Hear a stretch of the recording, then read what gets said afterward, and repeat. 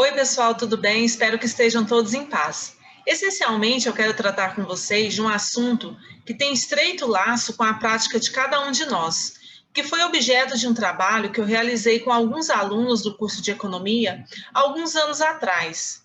Nesse curso, eu pude relacionar dois conteúdos de matemática elementar, que são progressão aritmética e progressão geométrica. E esses dois conteúdos eu relacionei dentro da disciplina de matemática financeira, que é uma disciplina que nos auxilia a desenvolver um raciocínio de maneira mais rápida e objetiva e nos habilita a encontrar com mais facilidade a solução para diversos desafios, como, por exemplo, resolver cálculos financeiros e aplicar empréstimos, investimentos, avaliações financeiras de projetos, dentre outros. Essa abordagem, ela surtiu muitos efeitos positivos.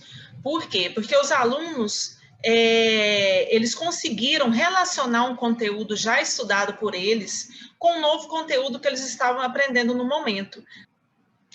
Então, partindo dos pressupostos de Paulo Freire, o que Paulo Freire dizia, né? Ele sempre deixou bem expresso que a educação ela deve ser capaz de promover autoconfiança e toda ação educativa ela deve ser um ato contínuo de recreação, deve ser conscientizadora, libertadora, dentro de uma perspectiva contínua de diálogo. Então, acredito que nós, como professores, nós concordamos que o ensino não seja apenas uma transferência de conhecimentos, mas sim uma apropriação de suas possibilidades. Né? Logo, o professor ele deve ensinar de forma crítica, ele deve ensinar criticamente e relacionar os saberes à realidade dos alunos, para que esses alunos eles vejam sentido e se convençam da funcionalidade do assunto ensinado. Então, se nós pararmos para pensar, o mais importante é tentar relacionar algumas disciplinas e, mais que isso, aplicá-las de modo que nos pareça útil.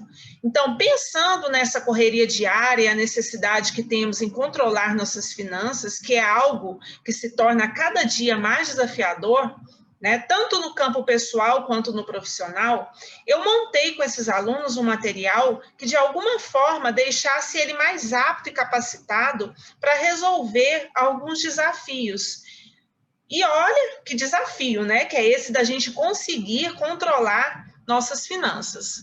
Dentre os tópicos trabalhados com esses alunos, eu quero destacar com vocês dois tópicos, que são eles capitalização simples e capitalização composta, que são justamente os dois tópicos em que eu relacionei a matemática elementar, PA e PG, na construção de um conceito importante dentro da matemática financeira, que é o conceito de montante, que nós vamos, que eu vou mencionar com vocês daqui um pouco mais. Para isso, nós fizemos algumas definições, tá? Alguns conceitos básicos aqui, o conceito de capital, que é o valor do dinheiro no momento atual, juros, que são os valores obtidos pela remuneração de um capital. Além disso, nós temos o prazo, que é o período ao fim, do qual os juros são calculados semestres e ano. Nós temos a taxa de juros, que é o percentual do custo ou remuneração paga pelo uso do dinheiro. Após essas definições, eu trabalhei com eles o cálculo de montantes, que é justamente o assunto abordado, onde nós podemos relacionar a PA com a PG no seu cálculo, né? Então, o montante, ele é dado pelo capital mais o juro, tanto no regime de capitalização simples quanto no regime de capitalização composta. Mas o que difere realmente um do outro? O que difere é o seguinte: no regime de capitalização simples, a taxa de juros ela incide diretamente sobre o valor do capital. Em cada período, o juro é obtido pelo produto do capital inicial pela taxa unitária. Dessa forma, os juros são iguais em cada período, né? E esses juros é chamado como juros simples. Nós vamos ver aqui um exemplo na capitalização simples. O investidor aplica R$1.000 por um prazo de 4 meses a uma taxa mensal de 10%. Encontra o valor do saldo ao final de cada período usando o regime de capitalização simples. Então, o que nós podemos, a partir deste exemplo, analisar? Nós podemos analisar que o juro ele é o mesmo em cada mês. né? Então, nós obtemos aí um valor de R$100 ao mês de juros, sendo que o montante, ao final dos 4 meses, será de R$1.400. Como o montante ele é acrescido de R$100, né, nós podemos afirmar que os montantes eles formam uma progressão aritmética de razão 100.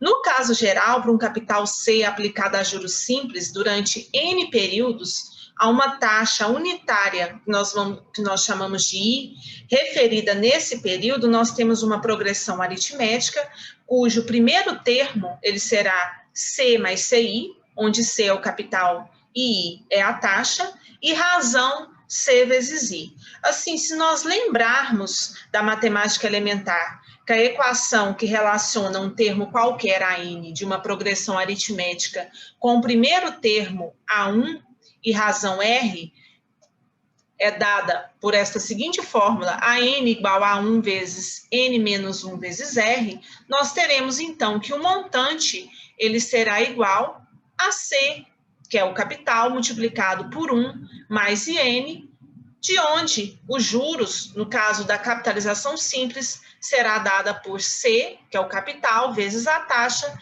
vezes o tempo. Se nós fizermos o mesmo exemplo para o caso de capitalização composta, nós observamos que a cada novo período, nós teremos aqui que a cada período, o novo capital é justamente o montante do mês anterior. E os montantes, nós podemos perceber que ao final de 4 meses, nós encontramos um montante de R$1.464,10.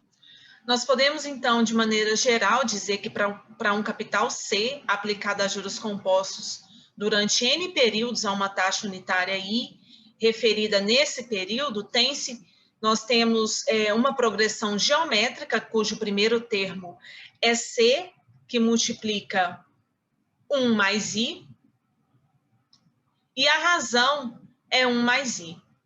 Lembrando que a equação que relaciona um termo qualquer, AN, de uma progressão geométrica, com o primeiro termo, A1, e a razão Q, é dada por esta fórmula, temos que o montante será dado pelo capital multiplicado por 1 mais I elevado a N.